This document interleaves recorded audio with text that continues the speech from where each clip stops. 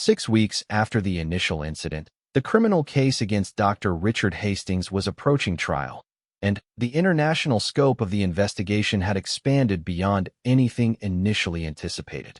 Detective Inspector Morrison found herself coordinating with law enforcement agencies across 4 countries as the network of predators that Hastings had been connected to slowly came to light. The breakthrough that revealed the true extent of the conspiracy came from an unexpected source. During the analysis of Hastings' digital communications, forensic analysts discovered that he had been using an encrypted messaging platform specifically designed for individuals seeking to exploit their positions of authority over young people. The platform, hidden within what appeared to be a legitimate educational resource website, had been operating for nearly 5 years. Dr. James Webb, the forensic analyst who had first cracked Hastings' encrypted files, spent weeks working with cybersecurity experts to gain access to the platform's servers. What they found was a sophisticated network of individuals working in education, counseling, and youth development who were sharing techniques for manipulation and grooming while maintaining facades of professional respectability. "It's like a professional development network for predators," Webb explained to Morrison during a briefing at Scotland Yard headquarters. "They share best practices for gaining trust, identifying vulnerable targets, and avoiding detection. Some members have been active for decades." The platform contained detailed discussions about specific techniques for isolating young people from their support systems, methods for gradually normalizing inappropriate behavior, and strategies for discrediting victims who attempted to report abuse. Most disturbing were the detailed case studies shared by members, describing successful manipulations with clinical detachment. Hastings had been one of the platform's most active contributors, sharing his experiences with Scarlet and previous victims while seeking advice from other members about how to handle increasingly risky situations. His journal entries, which investigators had initially thought were private documentation, were actually being shared with the network as instructional materials. The international investigation that followed was unprecedented in its scope and complexity. Europol, Interpol, and law enforcement agencies in the United States, Canada, Australia, and several European countries worked together to identify and arrest network members. The coordinated raids that took place across multiple time zones resulted in the arrest of 37 individuals and the rescue of dozens of young people who were currently being victimized. Among those arrested was Dr. Elizabeth Kruger, a prominent child psychologist from Vienna who had been providing members with sophisticated psychological profiles to help them identify and target particularly vulnerable young people. Her research, which had been published in respected academic journals as legitimate studies on adolescent development, was actually being used to facilitate systematic abuse. Another key figure was Thomas Richardson, a former headmaster at an exclusive boarding school in Connecticut who had been expelled from his position 3 years earlier for inappropriate relationships with students, but had continued operating as a private educational consultant. His arrest revealed that he had been maintaining contact with dozens of his former students, some now adults, whom he continued to manipulate and control. The revelations about the network prompted a comprehensive review of safeguarding procedures at educational institutions worldwide. Professional bodies for teachers, counselors, and private tutors began implementing new oversight mechanisms designed to prevent individuals with histories of inappropriate behavior from simply moving between institutions when problems arose. For Charlotte, learning about the broader network was both overwhelming and empowering. Understanding that Hastings' behavior was part of a systematic pattern of predation helped her process her own experiences while also motivating her to consider how she might use her platform to help other victims. "I want to do something," Charlotte told her parents during a family meeting called to discuss her involvement in the ongoing legal proceedings. "These people used my position and my trust to hurt me, but maybe I can use my position to help make sure this doesn't happen to other girls." Prince William and Princess Catherine had been wrestling with the balance between protecting their daughter's privacy and acknowledging the broader implications of her case. Charlotte's expressed desire to take a more active role in prevention efforts was both inspiring and concerning, given the intense public scrutiny it would inevitably bring. "We're incredibly proud of your courage," Princess Catherine said carefully. "But we also want to make sure you're ready for what speaking publicly about this would mean. The media attention would be intense, and not all of it would be supportive. Charlotte had been working with Dr. Martinez to prepare for exactly this possibility. The therapy sessions had evolved from processing trauma to developing coping strategies for the public role she might choose to play in prevention efforts. I understand the risks, Charlotte replied. But I also understand that staying silent protects the people who hurt me and other girls like me. I want to speak at the trial, and I want to work on prevention programs afterward. The decision to have Charlotte testify at Hastings' trial was not made lightly. Child protection experts, legal advisors, and the royal family's senior staff spent weeks discussing the implications and developing safeguards to protect her during the proceedings. Special arrangements were made to allow her to testify via video link from a secure location, with only essential personnel present. Marcus had also been called to testify, and he approached the responsibility with the same seriousness he brought to his protection duties. His testimony would be crucial in establishing the timeline of events and demonstrating that proper protocols had been followed once the immediate threat was recognized. Sergeant Thompson, the prosecution attorney, began during his preparation session. Your testimony will focus on your observations of the defendant's behavior, Princess Charlotte's distress signals, and your decision-making process during the incident. Are you comfortable discussing these events in open court? Yes, ma'am, Marcus replied. I've given depositions before, though nothing quite like this. I understand the importance of being precise and factual in my testimony. The preparation sessions were intensive, covering every aspect of Marcus's observations and actions over the months leading up to the incident. The defense team would undoubtedly try to portray him as an overzealous security officer who overreacted to a normal tutoring situation, and he needed to be prepared to defend his assessment of the threat. Meanwhile, the investigation into the broader network had revealed connections to several high-profile cases that had previously been treated as isolated incidents. A pattern was emerging of predators who used their professional credentials and institutional affiliations to gain access to victims, then relied on the reluctance of families and institutions to report abuse to avoid public scandal. What we're seeing is institutional predation on a scale we've never fully recognized before, explained Dr. Sarah Peterson, a criminologist specializing in organizational abuse. These individuals don't just rely on opportunity. They systematically create opportunities by positioning themselves in roles that provide access, authority, and trust. The academic community was particularly shaken by revelations about how research and educational theory had been perverted to justify inappropriate behavior. Several published studies on innovative educational relationships and individualized learning environments were revealed to have been authored by network members as intellectual cover for their activities. Professional journals began reviewing previously published research for potential connections to abusive practices, while academic institutions implemented new ethical review procedures for studies involving vulnerable populations. The case was prompting a fundamental reconsideration of how educational relationships should be structured and supervised. Dr. Hastings himself remained largely uncooperative throughout the investigation, maintaining his innocence despite overwhelming evidence. His legal strategy appeared to focus on discrediting his victims by suggesting they had misinterpreted legitimate educational interactions or were seeking attention through false accusations. This approach backfired spectacularly when recordings recovered from the encrypted platform revealed Hastings discussing his techniques for managing Charlotte's resistance to his advances. The recordings, in which he described her royal status as both a challenge and an opportunity for career advancement, effectively destroyed any credibility his defense might have had. The prosecution team was building a case that would not only secure convictions for the specific charges against Hastings, but also set legal precedents for prosecuting similar cases in the future.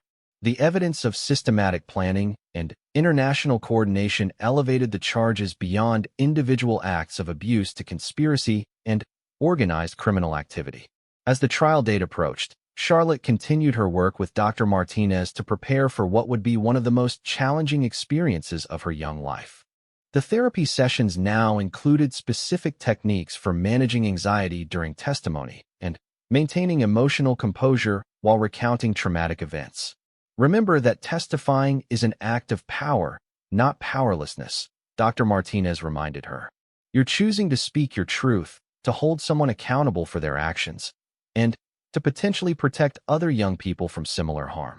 That's incredibly brave.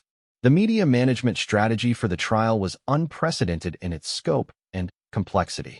While court proceedings were normally open to public scrutiny, special provisions were being made to protect Charlotte's identity and privacy while still allowing for transparent justice.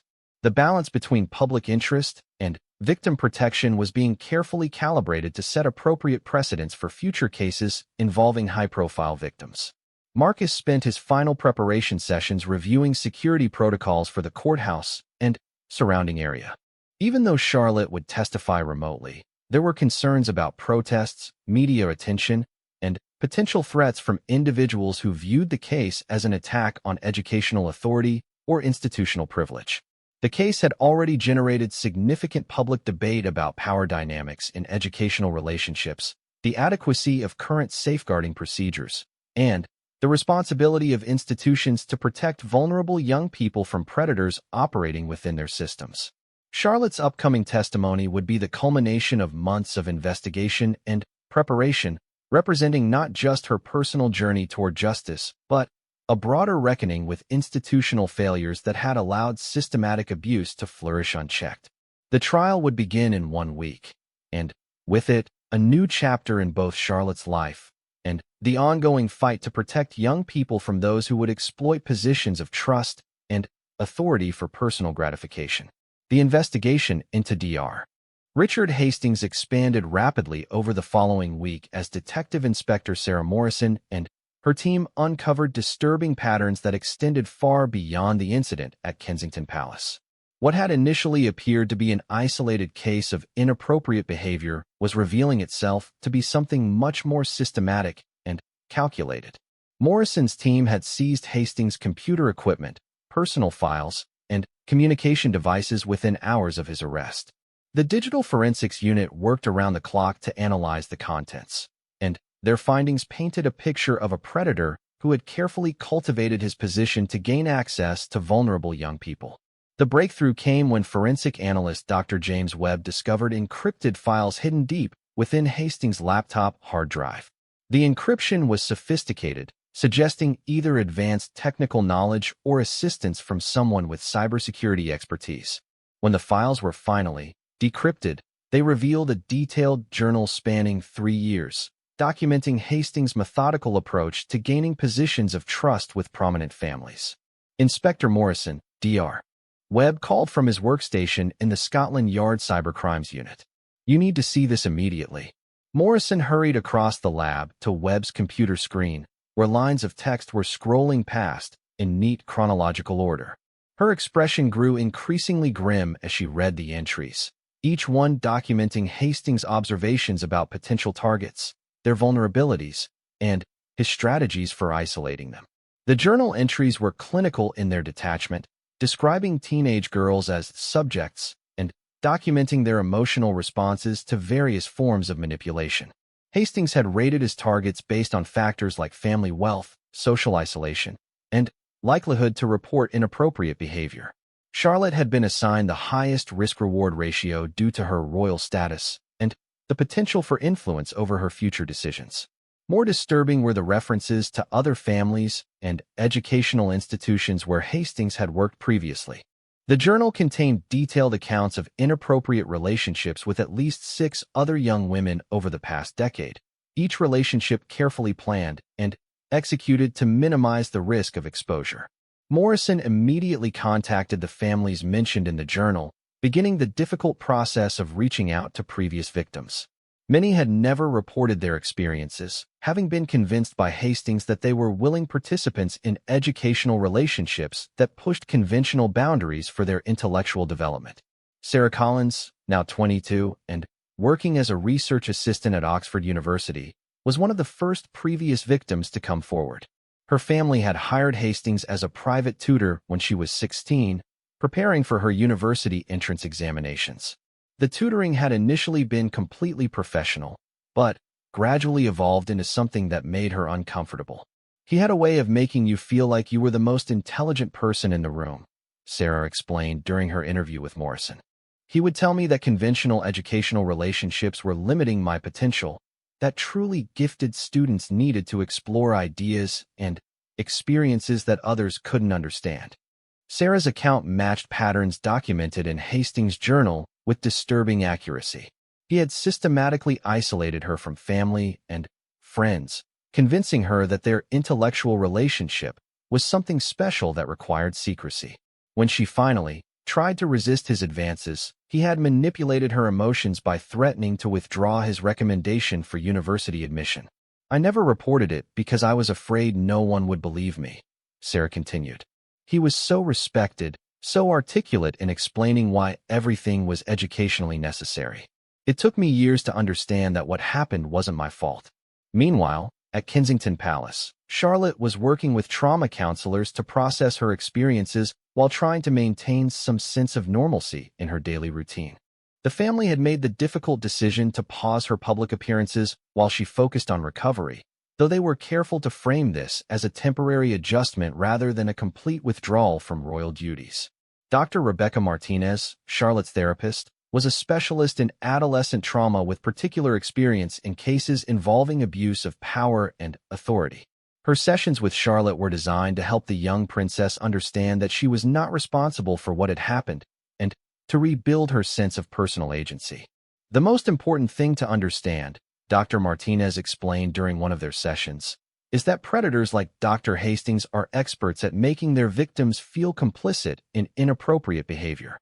He chose his words and actions carefully to make you question your own perceptions and feel responsible for his choices.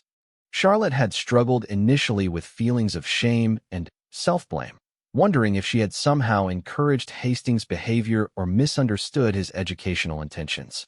The therapy sessions were helping her recognize the sophisticated manipulation techniques that had been used against her. I kept thinking I should have been smarter, Charlotte admitted during one session. I'm supposed to be intelligent, well-educated. How could I let someone fool me for so long?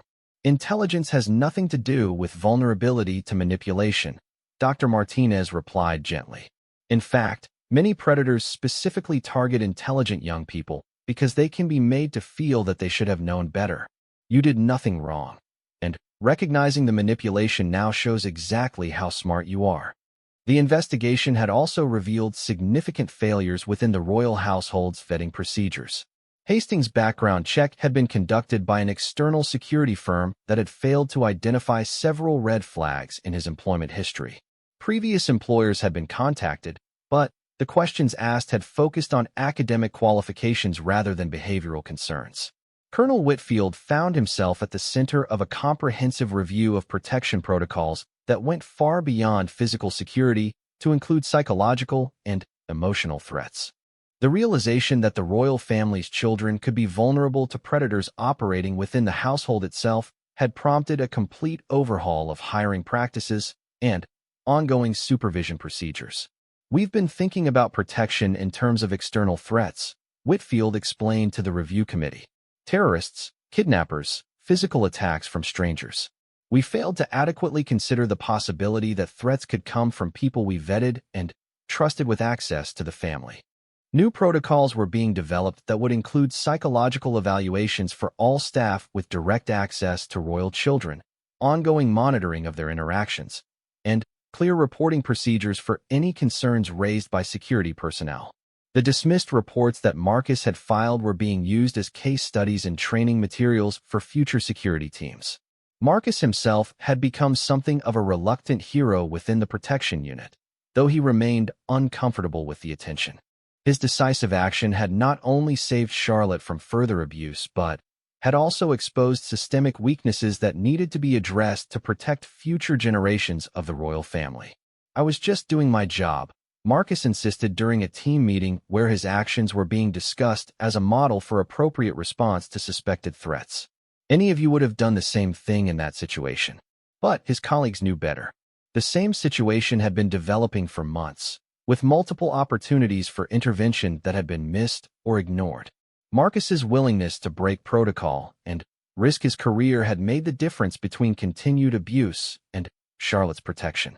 The media attention surrounding the case was carefully managed to protect Charlotte's privacy while acknowledging the seriousness of the security breach.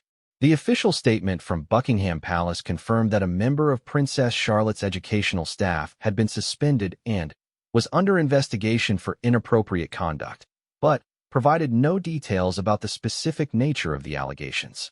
Public reaction was largely supportive of the family's decision to prioritize Charlotte's well-being over public appearances.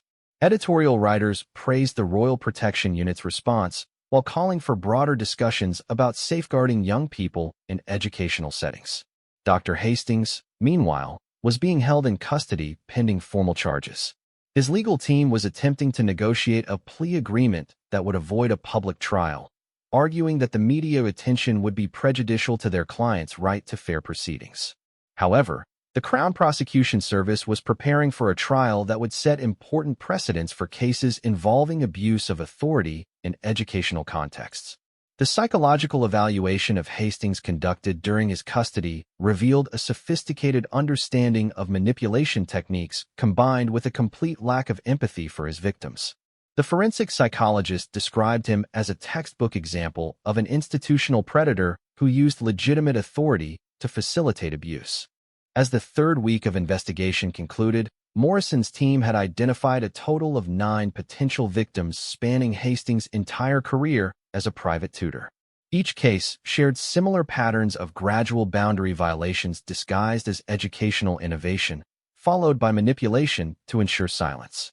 The scope of the investigation had grown to include potential charges of conspiracy, as evidence suggested that Hastings may have shared information about his techniques with other predators operating in similar educational roles. Encrypted communications with individuals using coded language about educational methodologies were being analyzed to determine if a larger network existed. For Charlotte, the knowledge that she was not Hastings' only victim was both disturbing and somewhat comforting. The realization that his behavior was part of a calculated pattern rather than something she had specifically provoked helped her process the trauma more effectively. Knowing that he did this to other girls makes it clear that this was never about me personally, Charlotte told Dr. Martinez during one of their sessions. It was always about his sickness, his need to control and manipulate. I was just convenient because of my position. The investigation was entering its most complex phase, with international cooperation required to track down potential victims and co-conspirators in other countries. But the foundation had been laid for accountability and justice, beginning with Marcus's split-second decision to prioritize Charlotte's safety over institutional protocol. Sometimes the most important battles were won not through careful planning and procedure, but through the courage to act when action was needed most. The sound of running footsteps echoed through the marble corridors as 3 additional security officers arrived at the East Wing study. Sergeant David Mills, Marcus's closest friend in the unit, was the first through the doorway, his hand instinctively moving toward his weapon when he saw the broken glass and tense standoff. "What's the situation?" Mills asked, his eyes quickly assessing the scene. Behind him, officers Janet Chun and Robert Hayes fanned out to secure the room, their training evident in their smooth, coordinated movements. Marcus kept his position between Charlotte and Dr. Hastings, who was now backing toward the far wall of the study. The man's earlier confidence had completely evaporated, replaced by the nervous energy of someone whose carefully constructed facade was crumbling. Dr. Hastings was conducting inappropriate behavior with Princess Charlotte, Marcus stated clearly, knowing that every word would be recorded in the official report. She signaled for help, and I responded to what I assessed as an immediate threat to her safety. Colonel James Whitfield arrived within minutes, his usually pristine uniform slightly disheveled from his hurried response to the emergency call. At 58, the colonel was a career military man who had dedicated his life to royal protection. His weathered face showed the strain of command as he took in the scene before him. "Everyone stand down," Whitfield commanded. "Dr. Hastings, please move to the far corner of the room. Princess Charlotte, are you injured?" Charlotte shook her head, but her silence spoke volumes. She remained close to Marcus, her usual poise completely shattered. The confident young woman who gave speeches to hundreds of people was now a frightened teenager seeking protection from the very system that was supposed to safeguard her. "I want to speak with my father," Charlotte said quietly, her voice barely audible in the tense atmosphere of the study. "I want to tell him everything." Dr. Hastings finally found his voice. "Colonel Whitfield, this is a serious misunderstanding. Sergeant Thompson has completely overreacted to a normal tutoring situation. Princess Charlotte was simply frustrated with her studies, and Sergeant Thompson misinterpreted her emotional state." "Is that true, Your Highness?" Colonel Whitfield asked gently, his formal address softening with genuine concern. Charlotte looked at Dr. Hastings, then at the assembled security officers, and, finally, at Marcus. For a moment, she seemed to retreat back into herself, the weight of royal protocol and expected behavior pressing down on her shoulders. But something in Marcus's encouraging nod seemed to give her strength. "No," she said, her voice growing stronger with each word. "It's not true. Dr. Hastings he's been touching me inappropriately for weeks, making comments about my body. Today he tried to." She paused, gathering courage. "He tried to force me to do things. Educational things, he called them. But they weren't educational." The temperature in the room seemed to drop several degrees. Colonel Whitfield's expression hardened into something Marcus recognized from combat situations, the cold professionalism of a soldier preparing for battle. "Dr. Hastings, you are hereby suspended from all duties pending a full investigation," Whitfield announced. "Officers Chun and Hayes, please escort Dr. Hastings to the security office and ensure he remains there until investigators arrive." "This is preposterous," Dr. Hastings protested as the officers moved to flank him. "You're taking the word of a confused teenager over that of a respected educator. This will ruin my reputation, my career." "Your reputation is the least of your concerns right now," Colonel Whitfield replied coldly. "Move along." As Dr. Hastings was escorted from the room, still protesting his innocence, Charlotte finally allowed herself to show the full extent of her distress. She sank into the nearest chair, her hands shaking as she tried to process what had just happened. Marcus remained nearby but gave her space, understanding that she needed to feel in control of her own boundaries after having them violated for so long. Mills positioned himself at the door to prevent any interruptions, while Colonel Whitfield activated his secure communication device to begin the necessary notifications. The next hour passed in a blur of activity that would normally be invisible to the public, but was essential to royal crisis management. Secure phone calls were made to Buckingham Palace, Scotland Yard's Specialist Protection Unit, and the royal household's senior staff. Each conversation was carefully coded to maintain security while ensuring that appropriate resources were deployed immediately. Princess Charlotte's parents arrived within 30 minutes, having been helicoptered directly from their morning engagements. The reunion was private, but Marcus could hear the muffled sounds of emotional conversation through the study's thick walls. When the family emerged, Charlotte was flanked by her parents, her mother's protective arm around her shoulders. "Sergeant Thompson." Prince William addressed him formally, but his eyes showed genuine gratitude. "I understand we owe you a significant debt of gratitude." Marcus straightened to attention. "I was simply doing my duty, Your Royal Highness. Princess Charlotte's safety is my primary responsibility."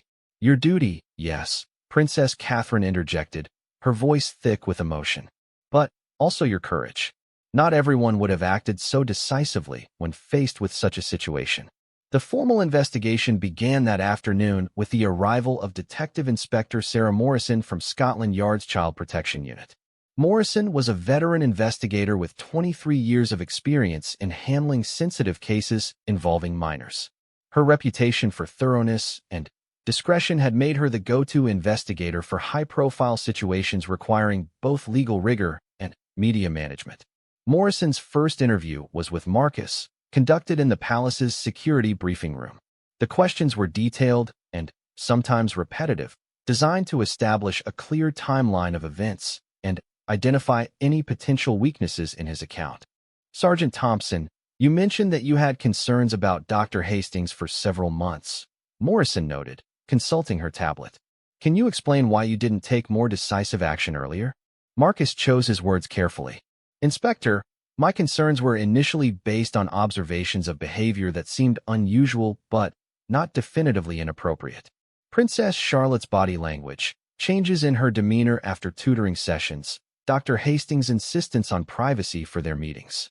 I reported these concerns through proper channels. And what was the response to your reports? I was told that academic matters were outside my jurisdiction and that my concerns had been reviewed and found to be without merit. Morrison made additional notes before continuing. Today's incident occurred when Princess Charlotte mouthed the words, "Help me," through the door glass. Is that correct? Yes, ma'am.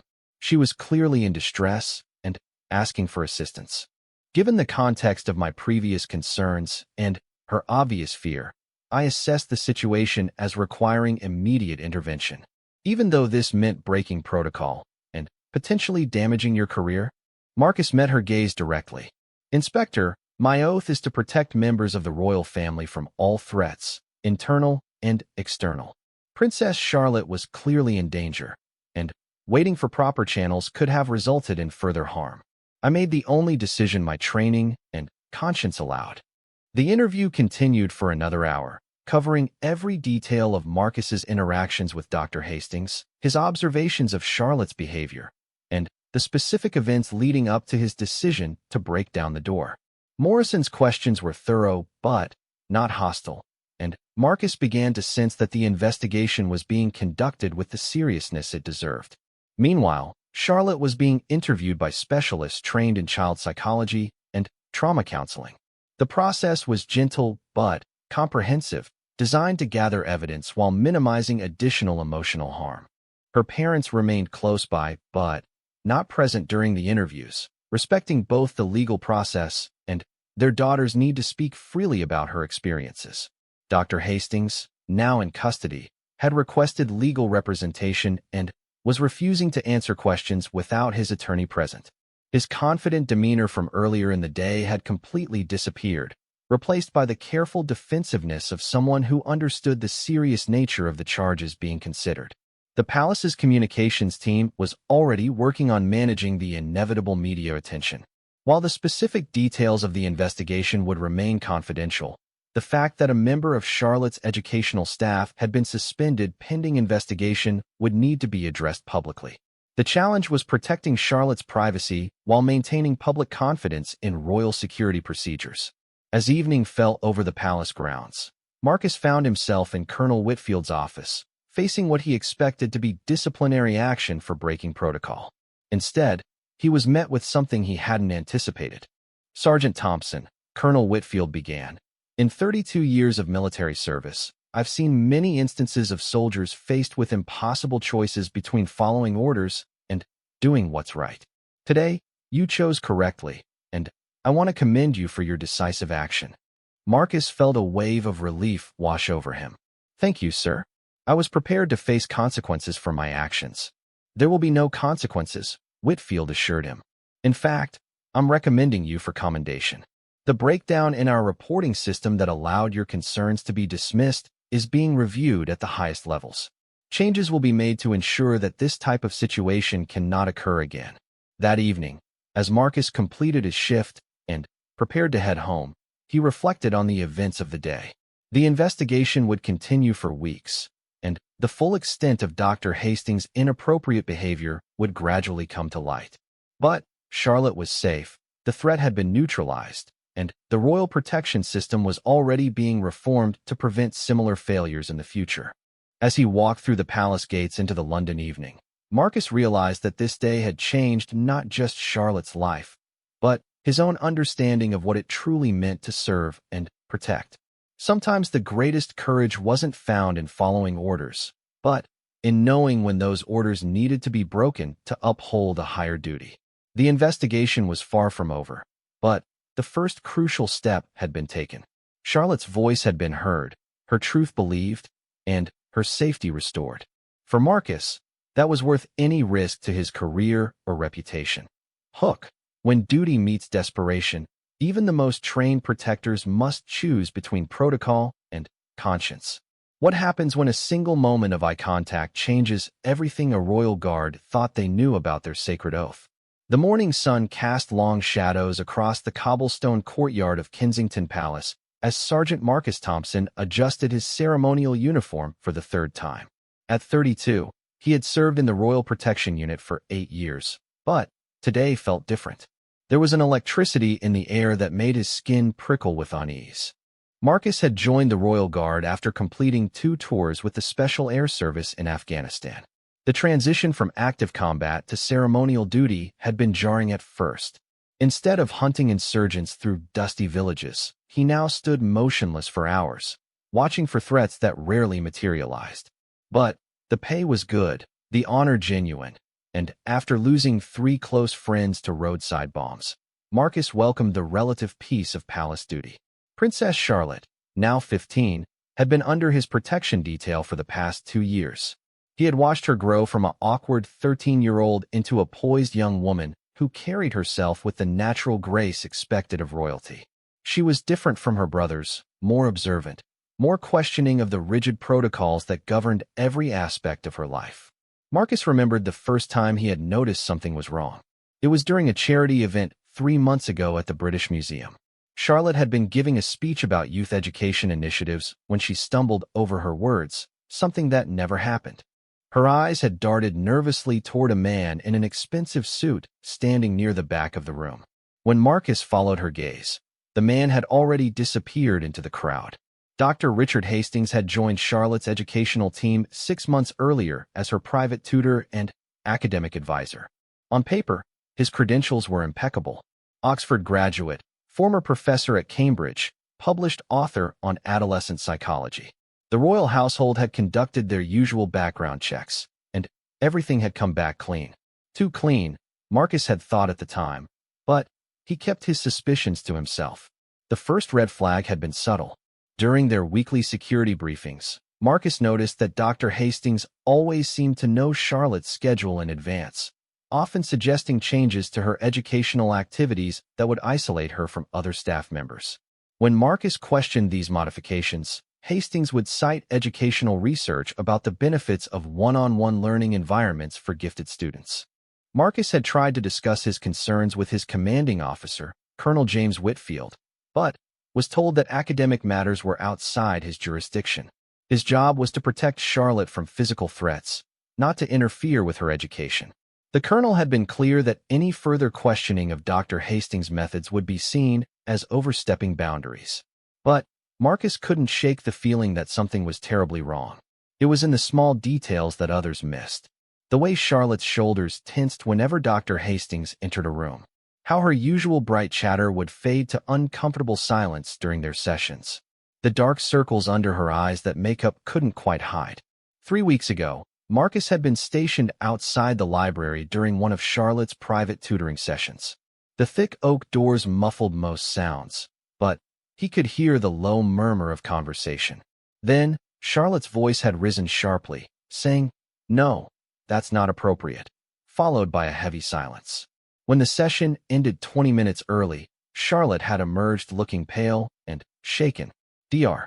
Hastings had followed moments later, straightening his tie with hands that trembled slightly. Marcus had tried to catch Charlotte's eye, but she had hurried past without acknowledging his presence. That night, he had submitted a formal incident report expressing his concerns about the tutoring sessions. The report had been filed and apparently forgotten. When he followed up a week later, he was told that the matter had been reviewed and found to be without merit. The breaking point had come yesterday during a routine transport to a charity event in central London.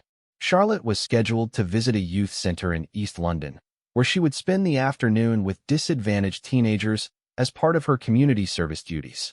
It was exactly the kind of event she usually enjoyed, but this time she had seemed unusually anxious during the morning briefing. Dr. Hastings had insisted on accompanying her to the event, claiming it would be an excellent learning opportunity.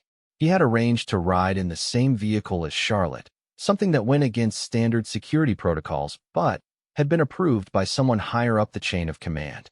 Marcus had been assigned to the follow car, unable to monitor Charlotte directly during the 40-minute journey through London traffic. The youth center visit had proceeded normally at first. Charlotte had toured the facilities, participated in art activities with the children, and given a brief speech about the importance of community support. But Marcus had noticed her growing agitation as the afternoon wore on.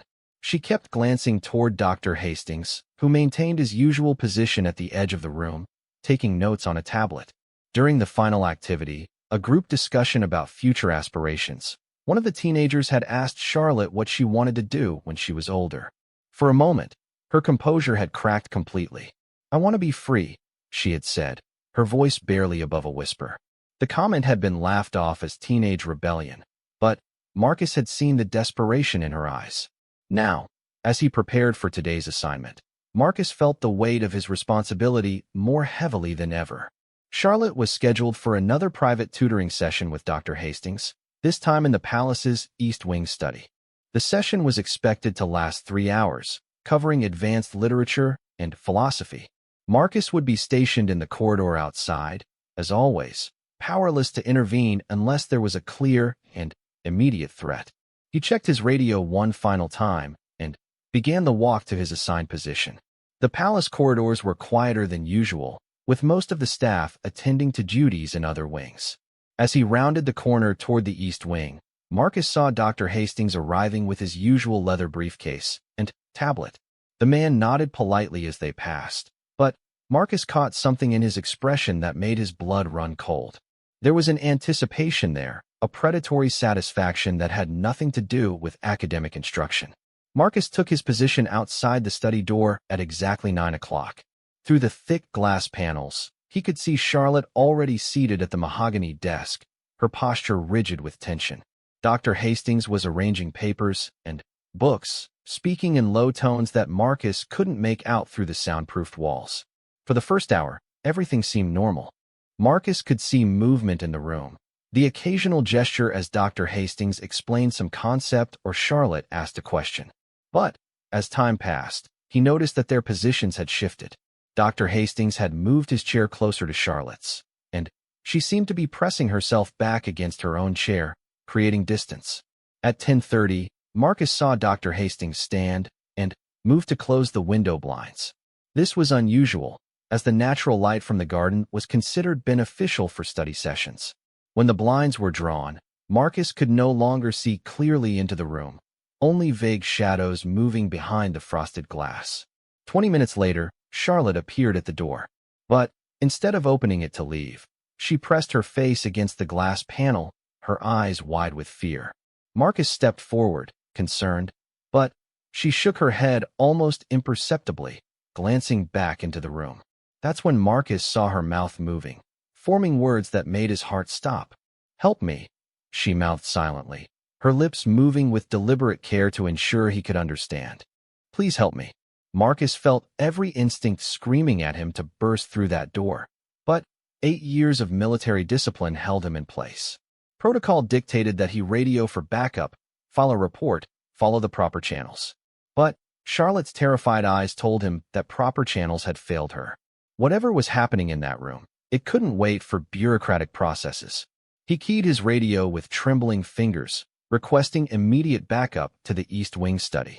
But as he waited for a response, he saw Charlotte's face disappear from the window, pulled back by an unseen hand. The shadows behind the glass became more agitated, and Marcus could hear muffled sounds that made his training take over completely.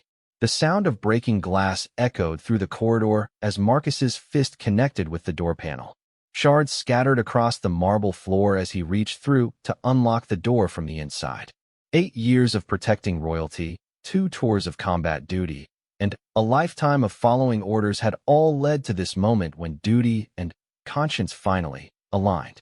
As the door swung open, Marcus stepped into a scene that would haunt him for the rest of his life. Dr. Hastings was standing behind Charlotte's chair, his hands on her shoulders in a way that was anything but academic. Charlotte was trembling, tears streaming down her face, looking younger than her 15 years. "Step away from her," Marcus commanded, his voice carrying all the authority of his military background. Now, Dr. Hastings released Charlotte immediately, his face shifting from predatory confidence to panic. "Sergeant Thompson, this is highly inappropriate. You're interrupting a private tutoring session." "The session is over," Marcus replied, moving to place himself between Charlotte and her tutor. Charlotte scrambled to her feet, positioning herself behind Marcus's protective bulk. "You're overstepping your authority," Dr. Hastings said, but his voice lacked conviction. "I'll be reporting this to Colonel Whitfield. Your career is finished." Marcus looked at Charlotte, who was still shaking but had found her voice. "Tell him," she whispered. "Tell him what you've been doing." As backup arrived and the investigation that would rock the royal household began, Marcus realized that sometimes breaking protocol was the only way to uphold the oath he had sworn. Protecting Charlotte had never been just about physical threats. Today, he had learned that sometimes the greatest dangers came from those who were supposed to be trusted most.